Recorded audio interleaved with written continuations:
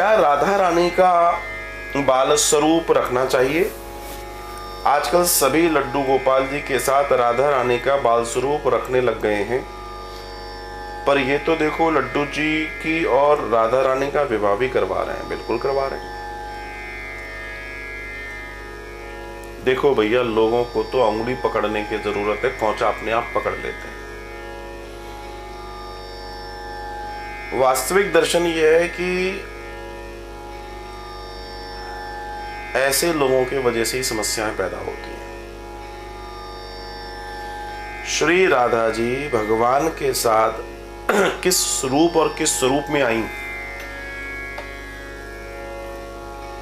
उस लीला दर्शन को देखा जाए तो बाल रूप का कोई दर्शन नहीं है।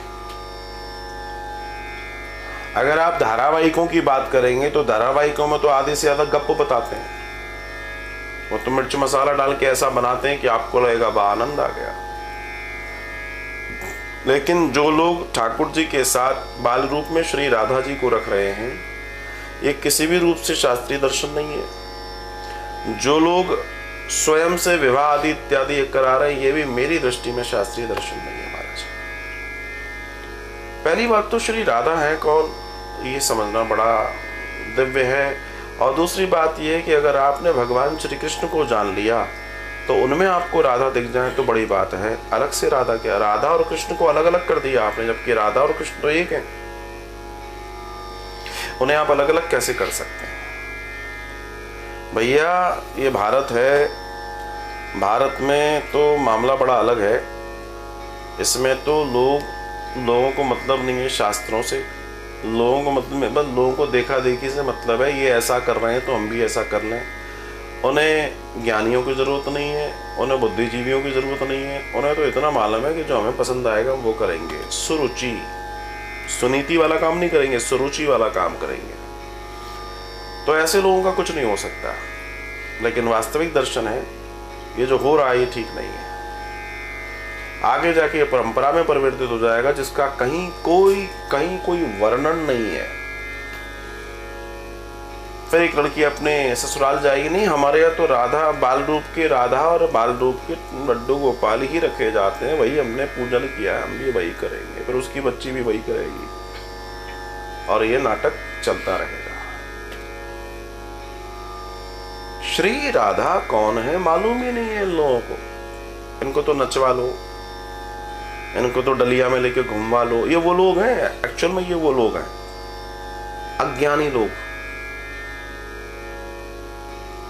इन्हें कुछ नहीं मालूम। इनको इतना मालूम है अपने आप को मीरा बना के घुमाओ और अपने आप को बताओ हमसे बड़ा कोई पुजारी नहीं है। भगवान की जितनी मिट्टी ये लोग कर सकते हैं ना करें।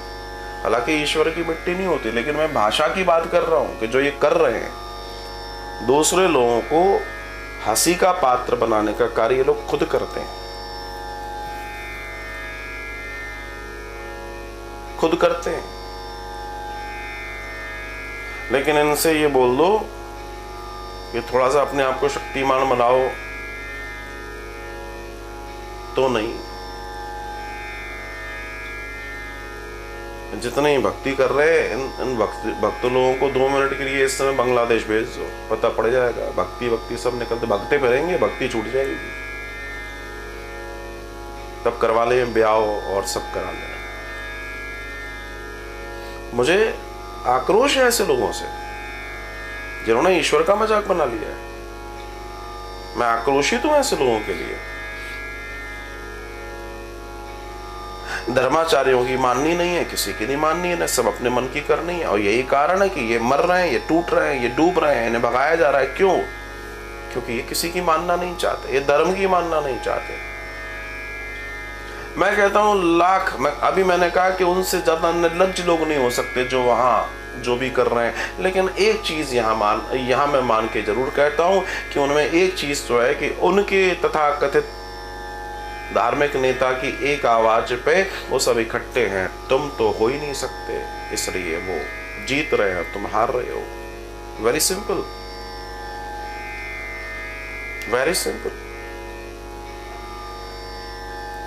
जगन्नाथ भगवान अर्थात भगवान श्री कृष्ण के मंदिर के लोगों के साथ क्या हुआ मुझे बताने की जरूरत नहीं है।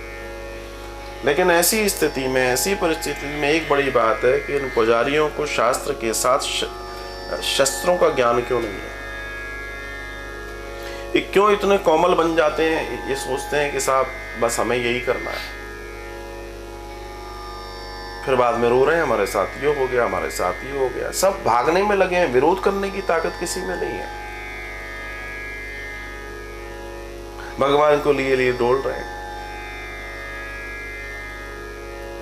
धर्म से संबंधित एक प्रश्न पूछ लो तो इनको नहीं मालूम।